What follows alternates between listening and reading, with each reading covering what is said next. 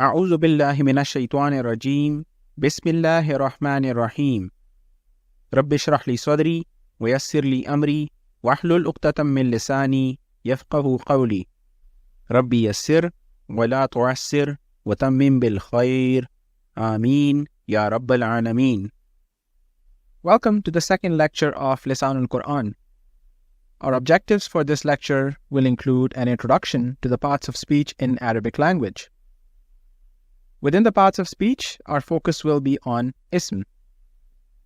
We'll understand the basic definition of ism, and furthermore, we'll understand the different categories of ism. First of all, let us revise what we learned in Lecture 1. We learned about the Arabic alphabets, or huruful hija. We learned that these are 28 or 29 in number, depending on alif and hamza.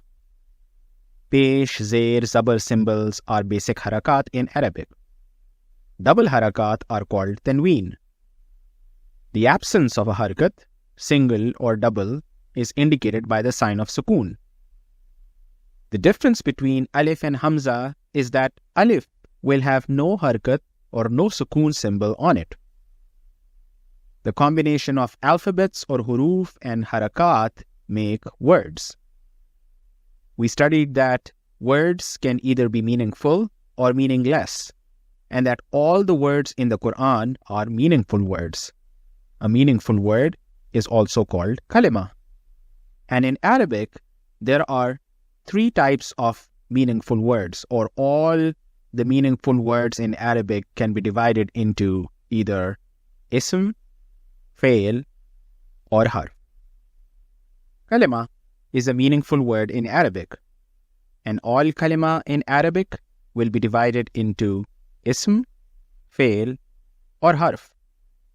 These are the 3 parts of speech in Arabic, and the focus of today's lecture is going to be ism. Let us discuss some basics about ism. The first and the most important rule to know is that ism is not the same as noun.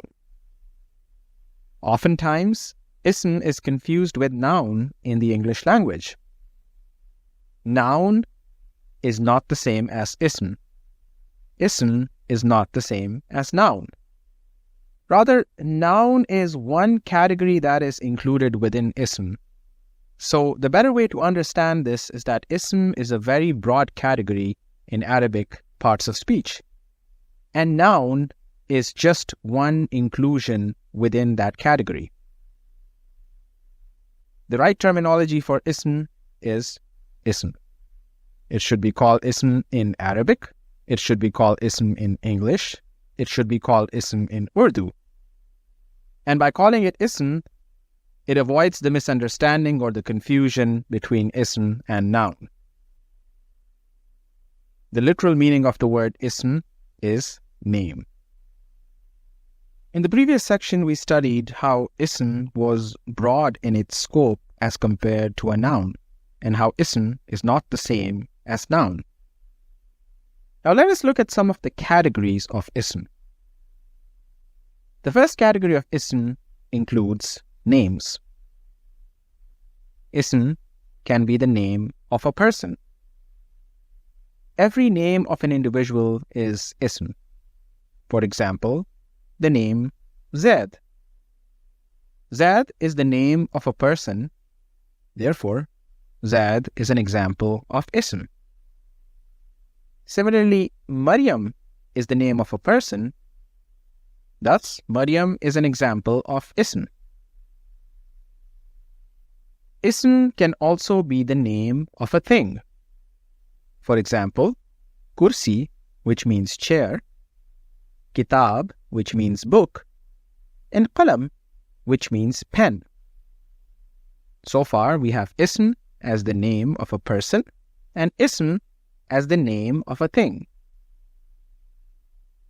Ism can also be the name of a place. For example, Bayt, which is house, Masjid or mosque, Makkah, which is the name of a city. So far, these categories are similar to noun in English, which can be the name of a person, place, or thing. However, ism has additional categories, and that is why ism is not the same as noun. Ism can also be the name of an action. Please note that this includes names of actions only. For example, studying, teaching, sitting, standing, eating, drinking, or sleeping. An example from Arabic is the word infaq, which means spending. These are just names of actions only and should not be confused with the verb, which inshallah we will study in the later sections. To summarize the category of names for ism, ism can be the name of a person, name of a thing, name of a place, or name of an action. The second category of ism is zamair. Zamair means pronouns. In English, the pronoun is a word that can be used instead of a noun. In English, we also see that noun is a separate part of speech, pronouns are a separate part of speech. But in Arabic, the names of person, place, thing, actions, as well as pronouns or zamair are all included within the scope of ism. Again, this highlights the point that ism is much more broader in its scope as compared to noun in English. And keeping this diagram in mind, it would be incorrect to compare ism to noun and to say that these two are the same. Zamair or pronouns are a very important subject in the study of Arabic grammar, and these will be discussed in much more detail in the later sections. However, since zamair are included in the category of ism, it would be relevant to share some examples at this time. Examples of zamair include the following. Zamair or pronouns can either be personal pronouns, demonstrative pronouns, or conjunctive or relative pronouns. Examples of personal pronouns include the word ana, which means I, or nahnu, which means we. Examples of demonstrative pronouns include the word haza, which means this. Examples of conjunctive or relative pronouns include allazi, which means who or which. The purpose of introducing these examples at this time is not to do a detailed study of zamair, but to have a bit of a brief introduction and to emphasize the point that zamair or pronouns are a subset within the broader category of ism. The third category of ism includes sifat. In English grammar, sifat are referred to as adjectives. The literal meaning of sifat are qualities or attributes. Let's look at our Venn diagrams for English and Arabic again. So in English, nouns are one category, pronouns are another category, adjectives are a third separate category. But in Arabic, names of a person, place, thing, actions, pronouns, or sifat are all included within the category of ism. Now let us study sifat in more detail, and the best way to study sifat is to categorize them. The first group of sifat includes words that are basic attributes and qualities, such as the word saleh, which means pious, or the word jameel, which means beautiful. Saleh is an attribute, it is a quality, meaning it's a sifat, and because it's a sifat, it's included in ism. Similarly, jameel or beautiful is a quality, it's an attribute. That makes it a sifat, that's why it's included in ism. Another group of sifat includes the names of colors. Example, the word aswad which means black, or the word ahmar, which is used for red. The third group of sifat includes comparative and superlative degrees. Let us use English as an example. In English, we have the word good, which is an attribute or a quality. And we have a comparative and superlative degree to good, which is better and best. Similarly, short is an attribute, and we have a comparative and superlative degree to short, which is shorter and shortest. In Arabic, we also have certain sifat, like kabir, which means great, or saghir, which means small. In Arabic, the same word will be used for comparative and superlative degree. So the comparative and superlative degree for kabir will be akbar. Kabir is great, akbar is greater or greatest. As we hear in the azan, Allahu Akbar, which means Allah is the greatest. Similarly, saghir means small, and the comparative and superlative degree for saghir will be asghar, which means smaller and smallest. Sifat has another category, and that will be included in a miscellaneous group. For this, I will use the word sujood as an example. The word sujood means prostrating. In Urdu, we would call this sajda karna. Since sujood or prostrating is the name of an action, that makes the word sujood an ism. As we recall, ism includes the names of person, place, thing, or the names of actions. So sujood is ism.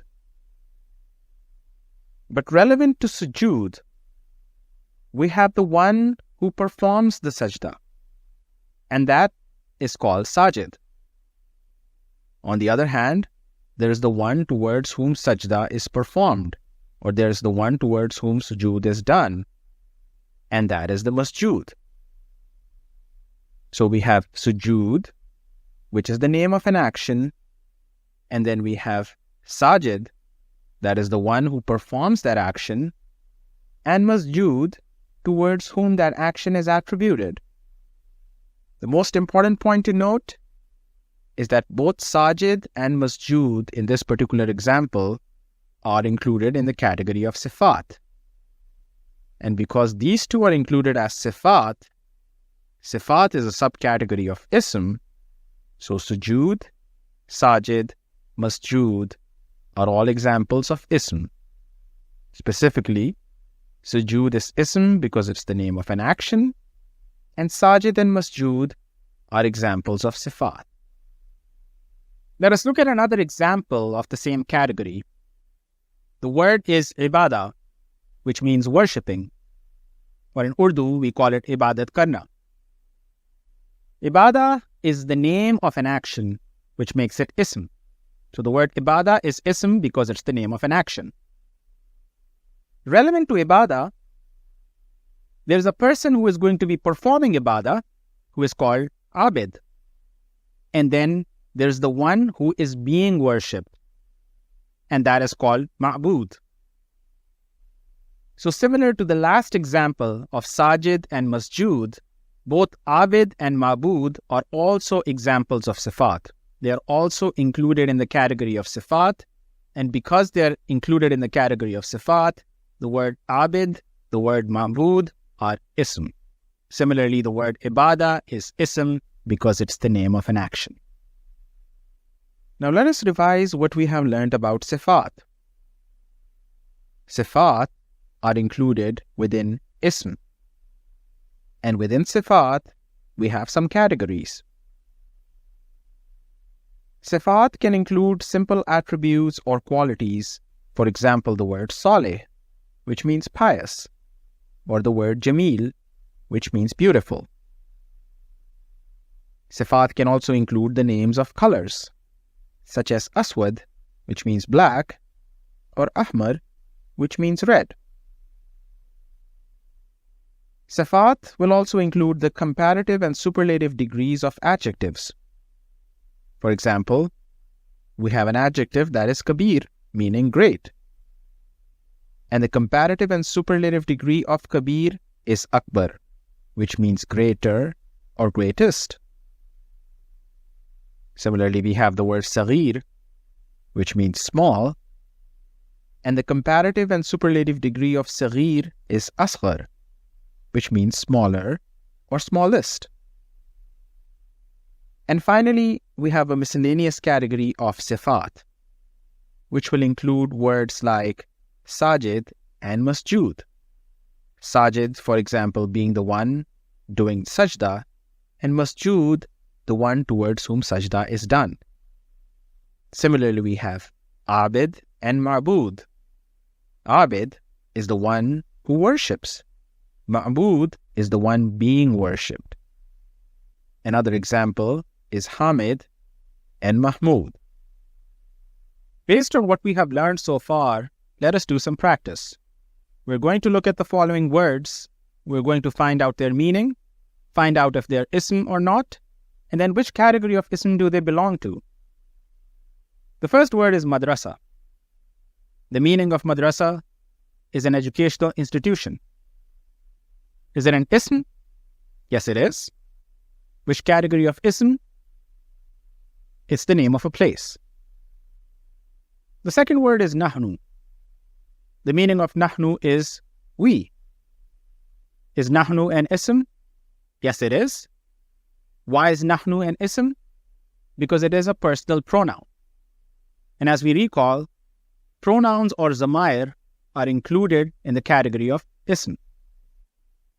The third word is zalika. The meaning of zalika is that. Is zalika an ism? Yes, it is. Why is zalika an ism? Because it is a demonstrative pronoun.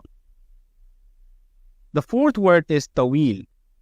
The meaning of tawil is tall. Is tawil an ism? Yes. Why is tawil an ism? Because it is a sifat. It is an attribute. So far we have looked at examples of ism where it is the name of a place, or it is a pronoun, or it is a sifat. The fifth one is muallim. The meaning of muallim is the one who teaches. Is it an ism? Yes, it is. And it is included in the category of sifat, on the same lines as abid and ma'bud, or sajid and masjud. In contrast to muallim, we have muallam. The meaning of muallam is the one who is taught, or the student. Is it an ism? Yes. And which category? The same category as that of muallim, which is sifat. Let us summarize what we have learned in the second lecture. Meaningful words in Arabic are called kalima. All words in the Quran are meaningful words.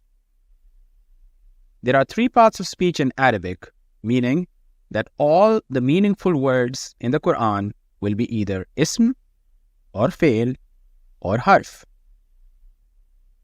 In the second lecture, we focused on understanding ism.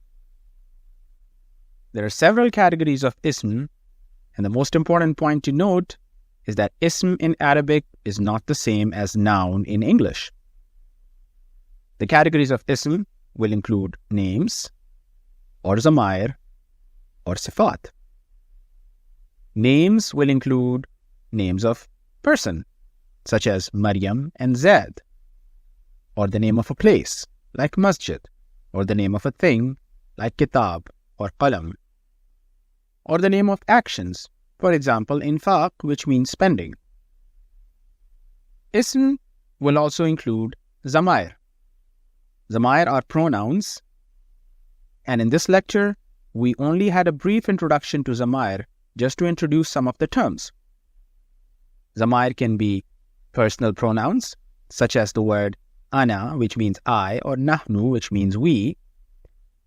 Zamair could be demonstrative pronouns, like the word haza, which means this, or zamair can be conjunctive or relative pronouns, such as the word allazi, which means who or which.